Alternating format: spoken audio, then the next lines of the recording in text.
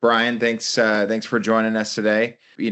Per usual, certainly want to get into the good stuff here and dive into some questions with you. Today's focus in this conversation will be the Hyperbots co-pilots in a multi-ERP environment. So I had a few questions I wanted to run by you, and given your experience with Hyperbots, I thought you'd be able to answer some of these as we go. So again, thank you for joining us, and certainly excited to hear from you here. Just to kind of kick things off as a first question here, many groups we see inherit two or more ERPs after mergers. What headaches did that create for your finance team? Sure. And I guess it's just, hey, thanks again for the invite to join you today and chat. I mean, I think one of the challenges that everyone has, it'd be great if you lived in a world where there was just one ERP and one version and no customization, right? I mean, that's the big challenge that we have, right? Is that through some kind of acquisition or through growth, you end up with two different platforms, at least two different, right? Or, the challenge that you may run into is the fact that even if you're on the same platform, it's not the same version. And for many of these platforms, it doesn't, you might as well be on two different platforms, right? If the difference between version 7 and version 8 is so great and they can't talk to each other. Or what I've seen, and what was it?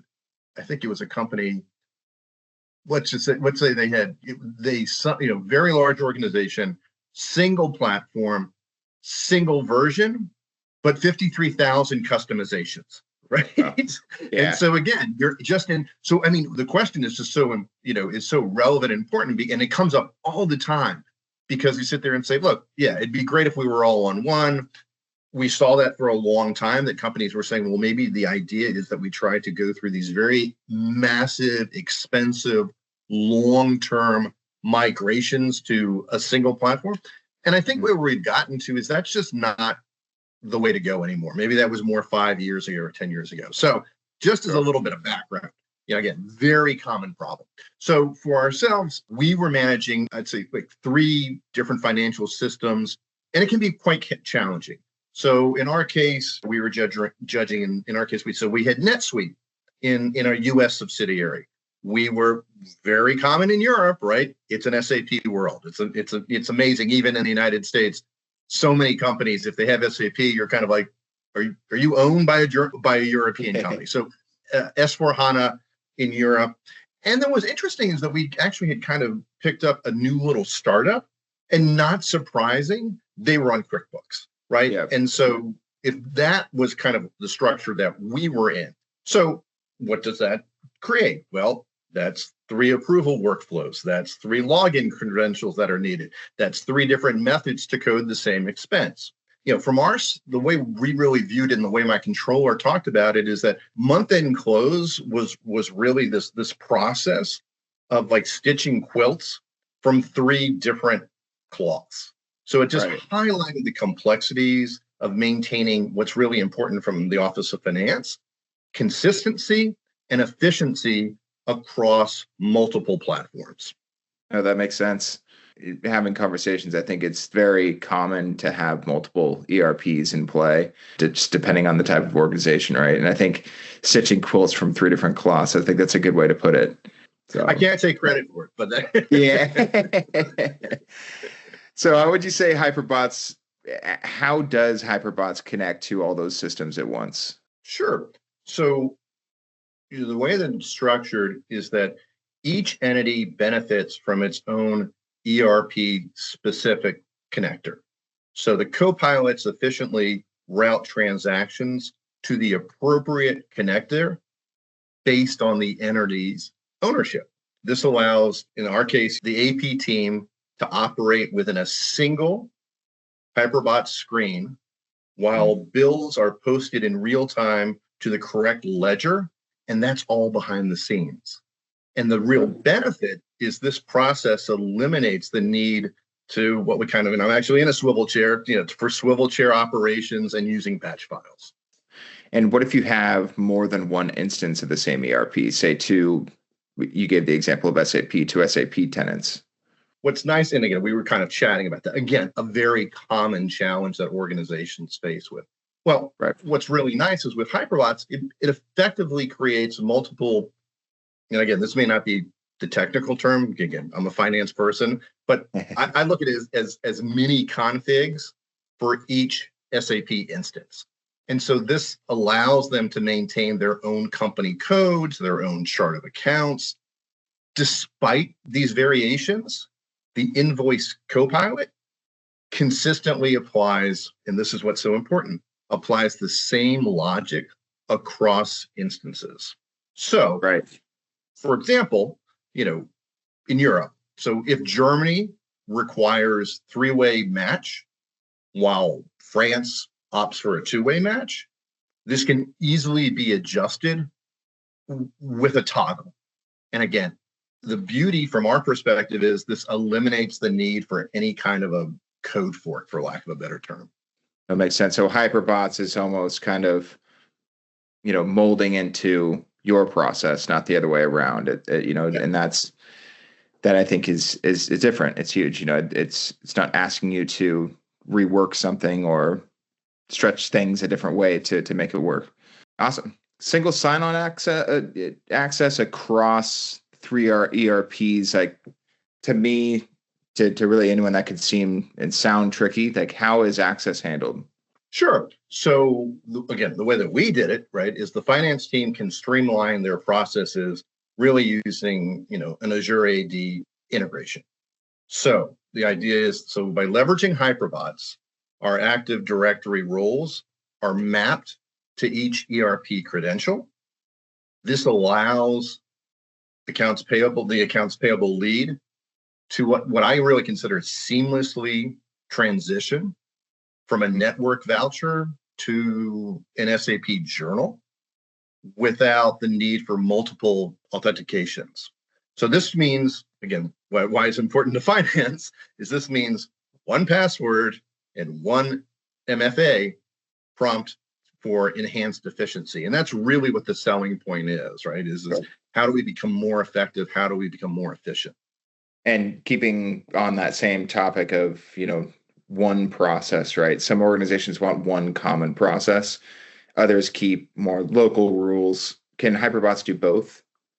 So, we'll go with the short answer. I come from a trading background where if you can answer yes, no, that's what you always want to be able to do. Sure. So the quick answer is yes. But as I've learned, people want a little bit more behind that than a yes, no. So what we did, we implemented a unified process for approvals where there's a single authority matrix that applies to every entry. Hyperbots replicates this rule across each connector. However, let me put it that way, for tax compliance issues, we have maintained company-specific rules, allowing the copilots to honor those per entry overrides. And so you really end up with getting the best of both worlds. So how does Hyperbots cope when entities really need a distinct, process end to end? It may sound simple, but you literally you tick as an entity specific in the config. And so, from my perspective, so in enabling, say Mexico to maintain their peso denominated payment schedule, while at the same time here in North America, Canada utilizes the Canadian EFTs. So again, where the benefit really comes from is the fact that Hyperbots assures that each rule set is stored separately. And the benefit, again, is it prevents any information, pun intended, from leaking across borders. Gotcha. Yep.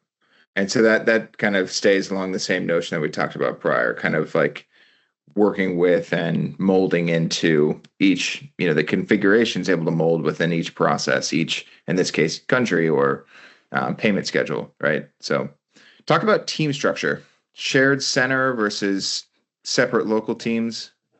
So in our case, we run a shared service center.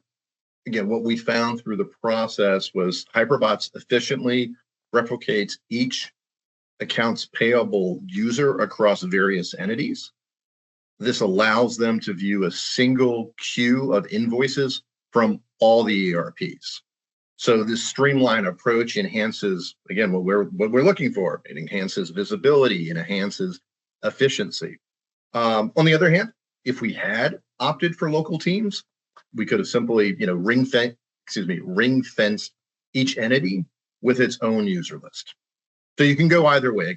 Again, the flexibility, and as we've kind of a theme of what you and I are discussing today, is really what's key, is building it the way you need it, not trying to force the business to fit the technology. Yeah, absolutely.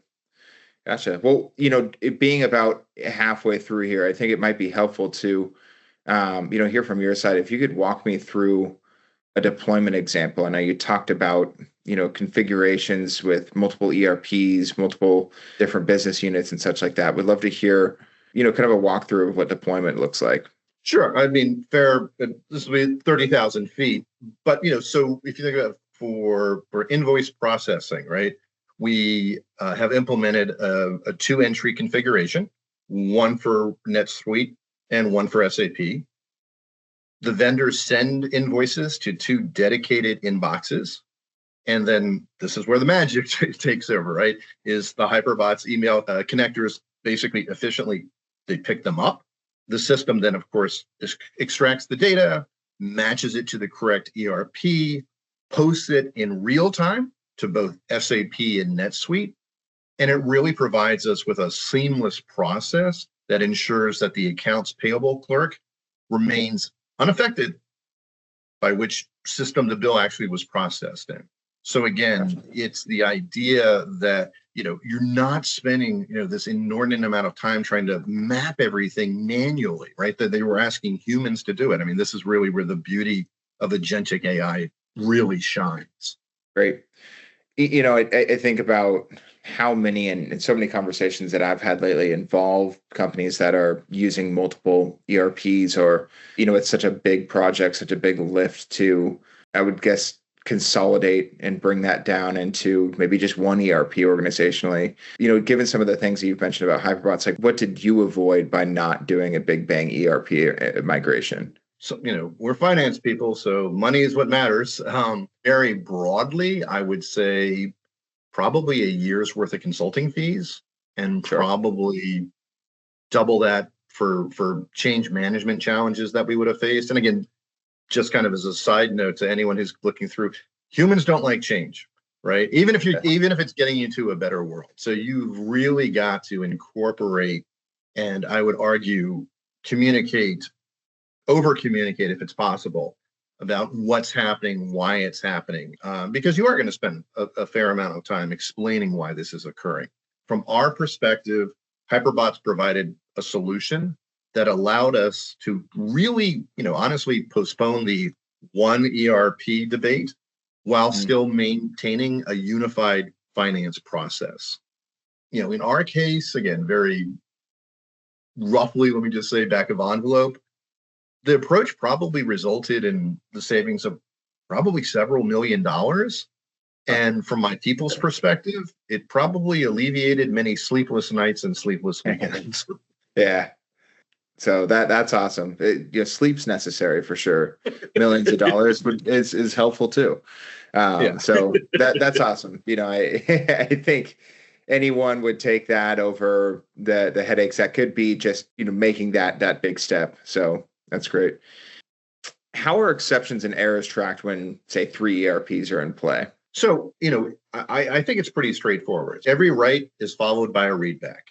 So, for example, if NetSuite rejects a bill or SAP finds a closed period, basically the item drops into a single integration exceptions queue, right? It's tagged with the entity and the ERP error text, right? And so, again, what you're doing is, we're saying 3, but there's no limitation, 7, 10, right? It just brings everything to one place to fix everything. Gotcha. Yep. And so just to kind of round things out, I think my final question to you would be, given what you've talked about with multi-ERP, what was the biggest change when Hyperbots went live? Taking your question and not exactly answering it, because I would say it's not 1, it's actually 3. So, so achieving efficiency with a single system is possible. And so there is just that piece of explaining to people that we can do this and doing it without the burden of an expensive migration. So I would say, the 3 big takeaways we had was the fact that you get one login, one set of dashboards. And so we're streamlining our operations. I think it's important for people to understand it's like that not everything is going to be able to be what I call AI'd away, right? What was the benefit? Well, we achieved about an 80% straight through processing across three ERPs, right? ERPs. Mm-hmm. And the benefit is then you're not spending your time on that 80%. And so it's going back to the Pareto rule, right? Is that 20% of your problems consume 80% of your time. So if we can just focus on the 20 that you do need human intervention on, it's a much more efficient, effective, and arguably higher ROI for our people. And then, something that we really could quantify was the fact that we were now able to do the close 2 days faster. So we actually picked up truly 2 days. And the benefit to that is not just that you're doing it faster from a regulatory perspective, but then you've built 2 days of capacity that you didn't have before, right? Because it was just being consumed by a compliance issue, right? It has to be done. We can't just sit there and say, we're not going to do the close, right? So that has to be done. Well, now it just freed up our folks 2 days to work on other things. So kind of my takeaway at the end of it would be this approach demonstrates that really significant improvements can be made by optimizing the existing systems that we have rather than, say, overhauling them entirely. And between you, me, and everyone who's listening, it's a much easier sell to talk about optimizing what we have rather than overhauling everything. That makes a ton of sense. Hey, and closing 2 days faster, maybe that's another Saturday, Sunday, maybe you buy yourself another weekend. So. I mean, not to date myself too much, but when we came to closes, when we came to filings for a public company, it was all hands on deck. I mean, it wasn't just a matter of what was in the controller's office. I mean, we grabbed folks from Treasury and AR and AP, and, the fact that you can take, a lot of these, manual processes that aren't maximizing our people's time to free them up. And the way I kind of put it is this is just another way of helping us move low value activities off the plates of our high value people. Yeah, absolutely. That's a good way to put it, for sure. Awesome. Well, this has been super helpful, and really appreciate the feedback. I'm sure most that will be watching this will agree. Always great speaking with you, Brian. Looking forward to the next one. And again, appreciate the conversation today about a multi-ERP environment and your experience with Hyperbots and just the extent of what that looks like, right? So appreciate the time. Looking forward to the next one. And we'll see you next time. Always a pleasure. Be well. Thanks, Brian.